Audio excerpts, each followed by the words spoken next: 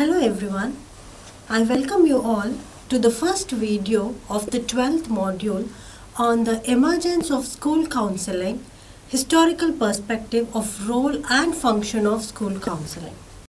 We all know that school counselor help and assist students to develop socially, emotionally and personally in their school years. They are thoughtful about every student and understand the individual differences.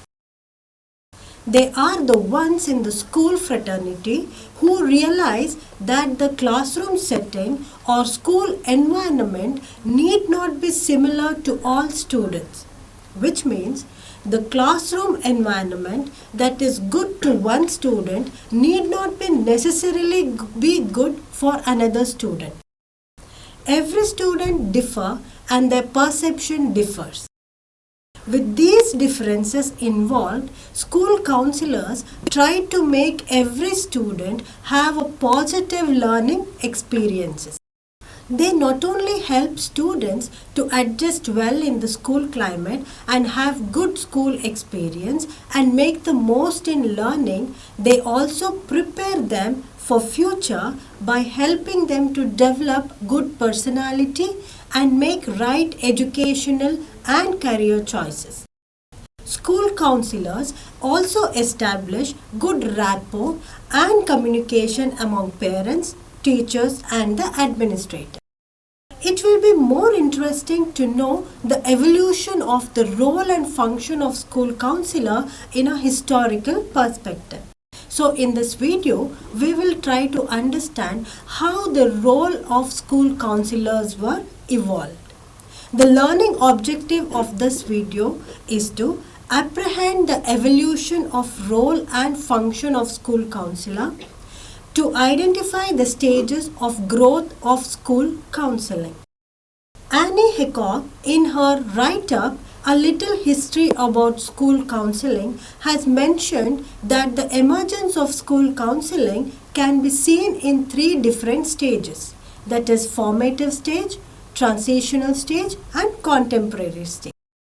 Coming to the formative stage, to begin with, I would like to place some facts as described by Gisbers in the year 1988 regarding the history of school counseling.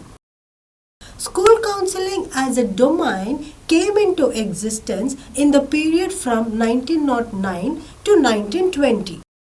It is said that Frank Parsons in 1909 started vocational guidance services in schools. This is marked as the beginning of school counseling as a field in itself. In this stage, the attention was mainly emphasized on the vocational needs of young people at school. Frank Parsons, who is called as the father of vocational guidance, with the main aim of making vocational guidance services to be more effective at school, started to bring about awareness on the need for vocational guidance for youth by publishing his works related to vocational counseling to assist people who provide the services. With this, the service providers and educators realized that they have to start early by giving services to the middle or elementary school students if the program has to be effective. Consequently, the National Vocational Guidance Association came into existence in the year 1913 and eventually it became the American Counseling Association with several changes over time, supporting in justifying the need for school counselors. As we go on to see the evolution of school counseling, we can see there has been a continuous decadal growth in it.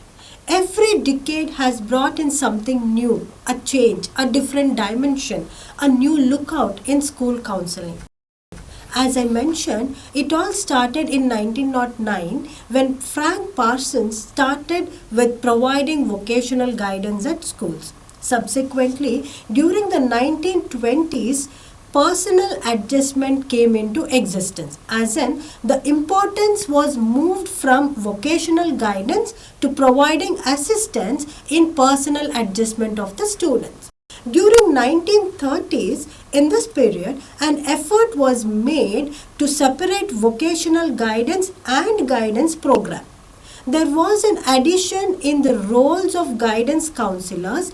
It was working past vocational concerns further on to give attention on social, personal, emotional and educational aspects of students.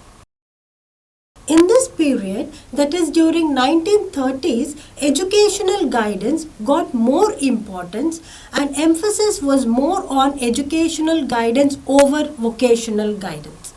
With this, there were wide possibilities for the educators to help children. Teachers and educators started to look at children in holistic and resourceful viewpoint. They started gaining knowledge on children and their development using more scientific techniques so that they can use advanced concepts of best practices to deal with the child. This led to a more responsible guidance program.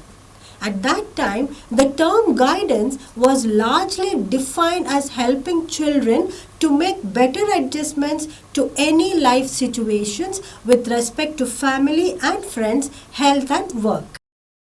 On the other hand, vocational guidance was only confined to vocation. In other words, we can say that it was more constricted only to help students to make vocational choices, prepare for it and get placements and work towards progress in their chosen jobs or vocation. In the process of helping, teachers started using the terms such as counseling, assessment, information, placement and follow-up. Thank you learners. In this video, we have discussed some of the aspects of the emergence of the role and function of school counselors in the formative stages. In the next video, we shall discuss the role and function of school counselor in the transitional and the contemporary stages.